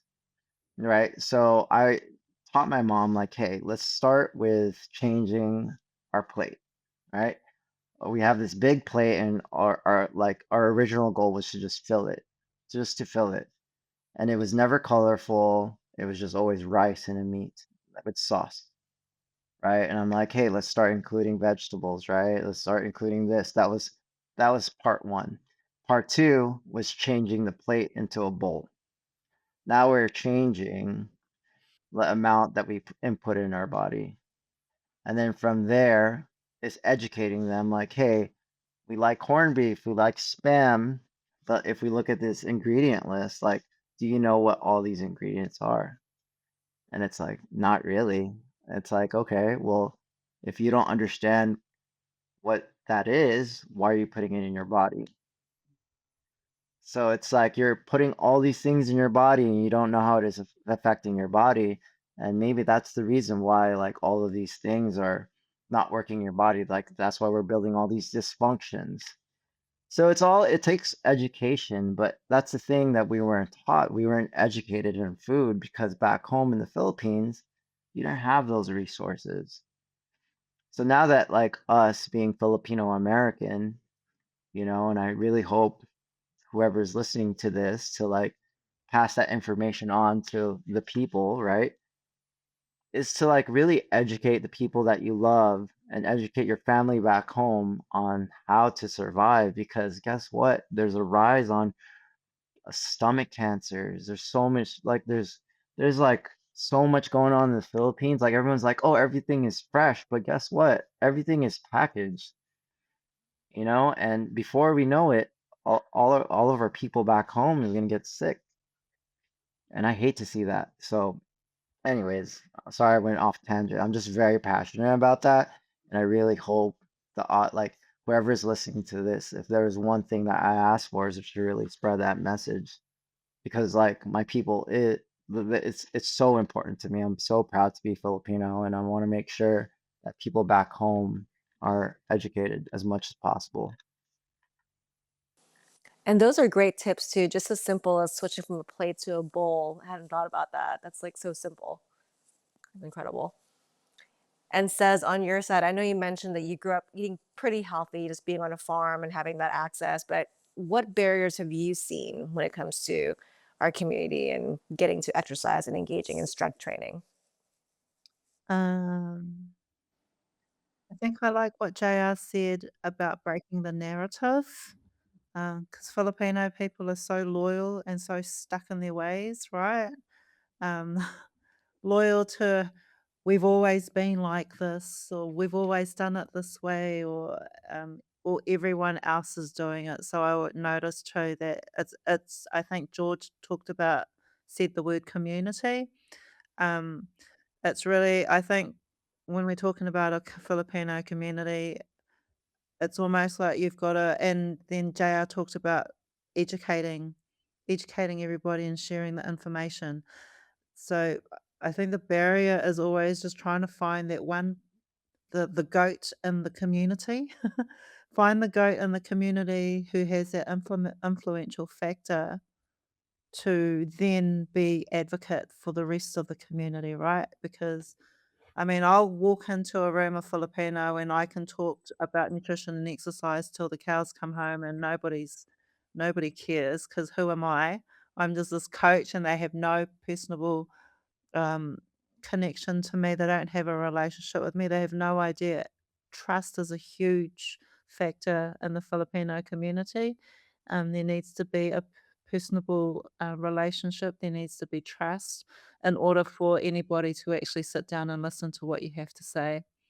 Um, and I can speak on that on both the health and exercise perspective and also the tattooing perspective as well.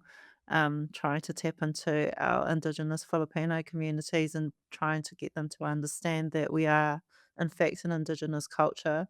Um, Colonization has done a really great job in ensuring that our people have no idea that we're actually Indigenous and that tattooing is a very huge part of our culture. Um, and and then yeah, the George and JR explained everything pretty well. That's kind of all I've got to, to contribute to that space. And it's great to hear you, JR, speak on that topic. I can hear in your story that you are really passionate about that. So it's really awesome to hear. I hear you on the trust too. If it comes from someone that they all trust, then they'll adapt it Yeah. much easier. And now, towards the end of each episode, we typically like to ask our guests about their own wellness and self care practices. So, how do each of you practice self care or wellness outside of exercise and strength training? Are there any other activities that you engage in to rest and refill your own cups? George, why don't we start with you? Okay. Granted that this, may still be in the exercise category, I do see it more of an art.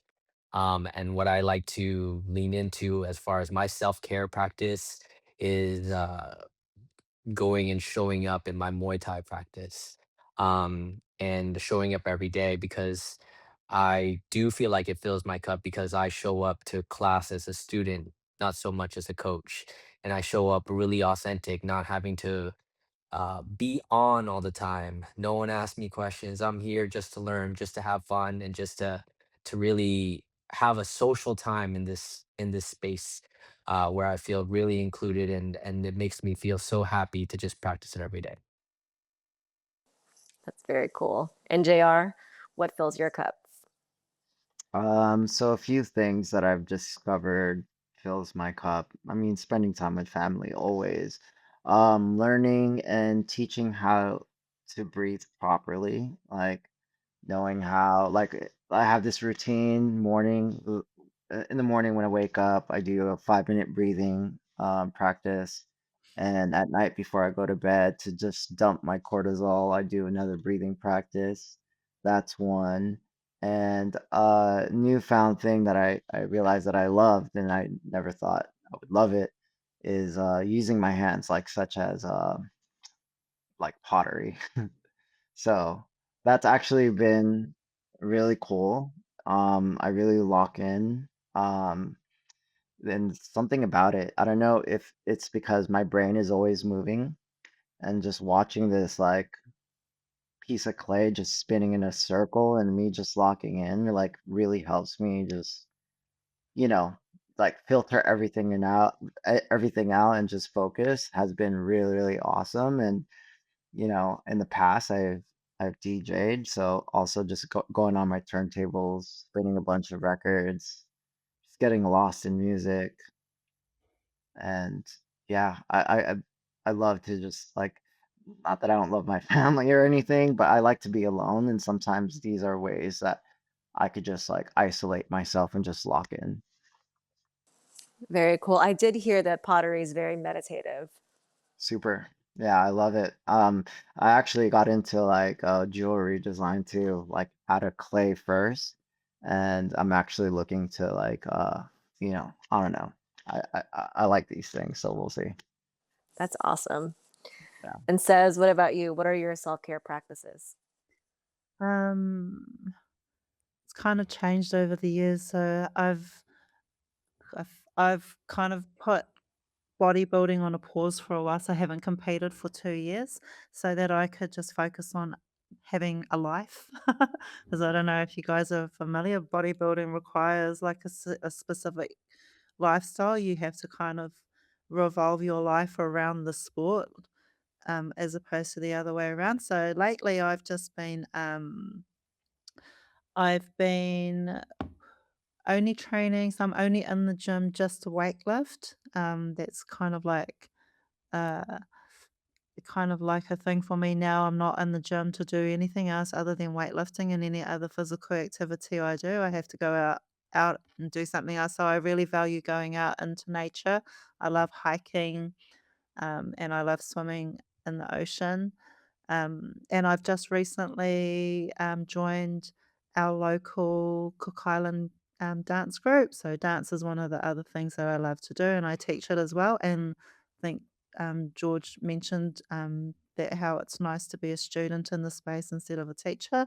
So I'm a student in the Cook Island dance space. I've been dancing with them for 4 weeks now, and they pulled me into an event last night, and I had to dance and represent them on stage at an event, and I was like, "Oh, no." I don't wanna be like the one that looks weird in front of and amongst all the, like, real professional Cook Island dance girls, but I think I did okay. Um, so I'm just yeah, I'm trying to venture out and get out and about in the community more, not so because I like you, Jay, I love my own company, I had a choice and if it was healthy, I'd be by myself all the time. But I think I got to a point where I was by myself all the time and it wasn't very healthy. Like I'd be ghosting everybody in my messages and like ditching like phone calls that would come through. I pretend that I was busy. So for me, it's more like a social. I'm trying to be a lot more social in my life. Um, yeah, and that just looks like whatever that looks like, going out and just being amongst the community and doing things that I would normally never do. Um, but I love movement overall. Generally, I love just getting amongst it, trying new things, getting into any sports, as long as it's yeah, my goal for myself is as long as it's not a solitude thing and I'm actually going out to be social with people, then that's all good. Awesome. As we begin to close, can you all remind our community how to best reach each of you? Maybe if you want to mention fees, if folks are looking to book you as a personal trainer or take one of your fitness classes, where you live on social media, website, and then let's just go like in this order, like Sarah, JR, and then George, or George, or maybe one of you want to speak for, or not given.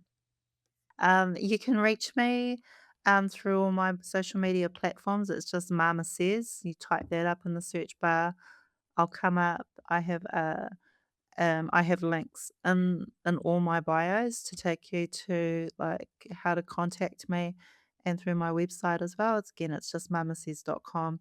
Um, and for information, I have once you do get in contact with me, I have like a coaching services guide, which I email out to everybody who wants to know about what I do, about my costs, about my services, and a bio about me as well. That's just like a printable PDF that I just share with everybody.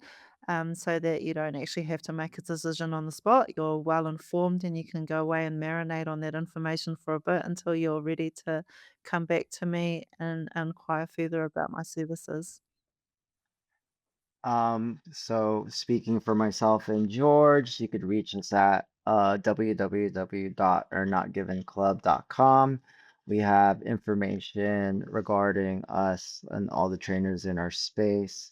We have our classes listed there. We update that. And if you follow our Instagram, it's Earn Not Given Club as well. We post our future events on there. And I think that's pretty much it, right, George? No, that's right. And as far as like inquiring services with us, just give us an email at info@ournotgivenclub.com. All right.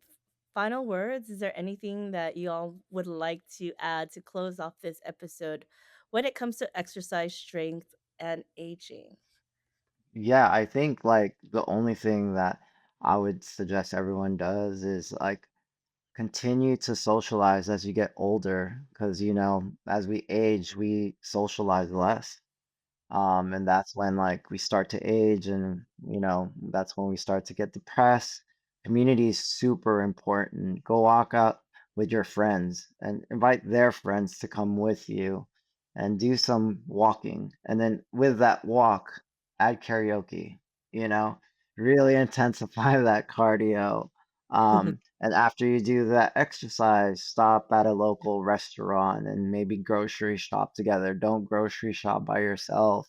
And as you age, remember this, if you don't use it, you lose it. I always tell my Lola, or when she was alive, I was like, Lola, you don't jump anymore. And and she was just like, yeah, I don't know how to jump. And I was like, well, it's because you stop. So whatever you do, have fun, run, jump, play, socialize. And that's like the healthiest thing that you could do if that's like the most basic and easiest thing you can do. And do it with your friends. That's it. Yeah, what JR said. I truly urge everybody to find, their own movement practice they resonate with and really keep looking, try all the things. You will find it, because the more you find joy in it, the more you'll show up every single day.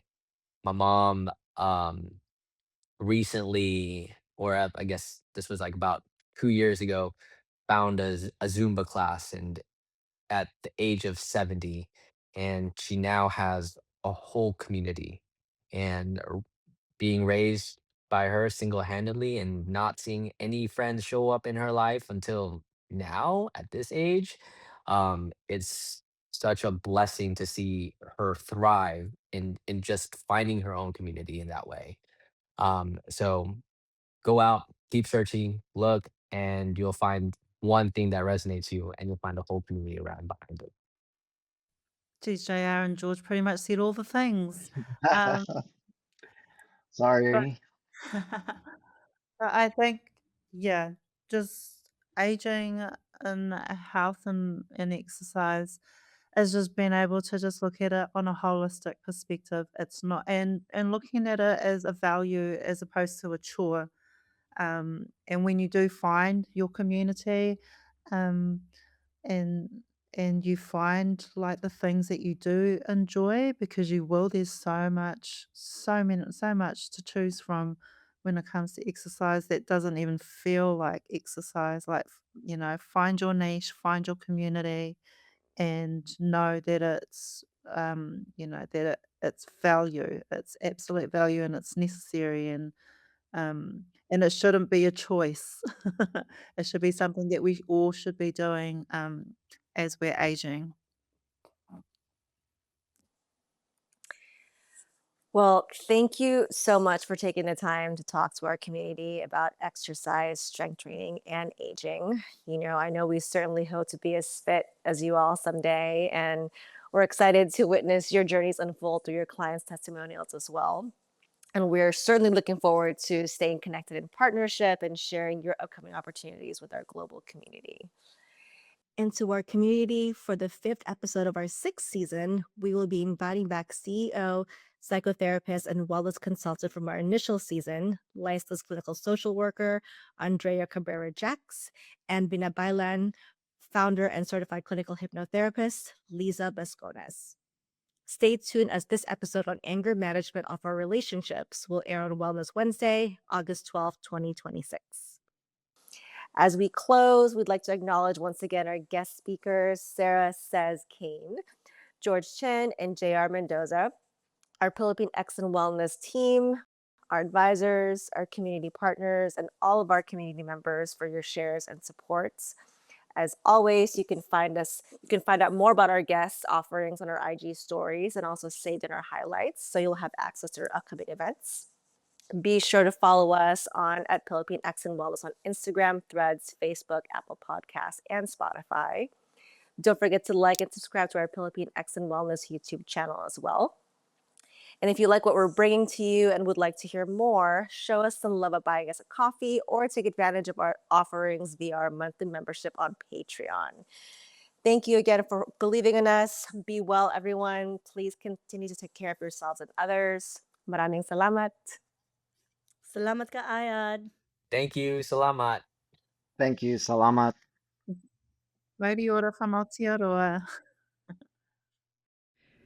Hello, everyone. Magandang araw. This is Sheena Katz and Mark King, and we are the hosts of Pilipinx and Wellness, a podcast rooted in community, culture, and collective healing for the Pilipinx community. And today we are super excited to announce something we've been dreaming of for a while. We are launching our official Patreon. This is your invitation to ride along with us. If our episodes have ever made you feel seen, witnessed, or naintindihan, then this is your space to be part of what keeps it going.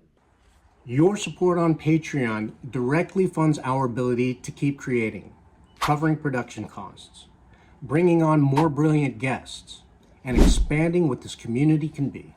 We've also created some very special offerings for our members, things like exclusive bonus contents, Filipino health and wellness products, invitations to live wellness events, digital resources, and more. Whether you're joining for $1 a month or $20, Know that every contribution fuels a movement, one where Filipino wellness is visible, centered, and celebrated. So if you've been vibing with us, learning with us, and would like to see more, come join us on Patreon. Let's strengthen this movement together. Maraming salamat. Maraming salamat.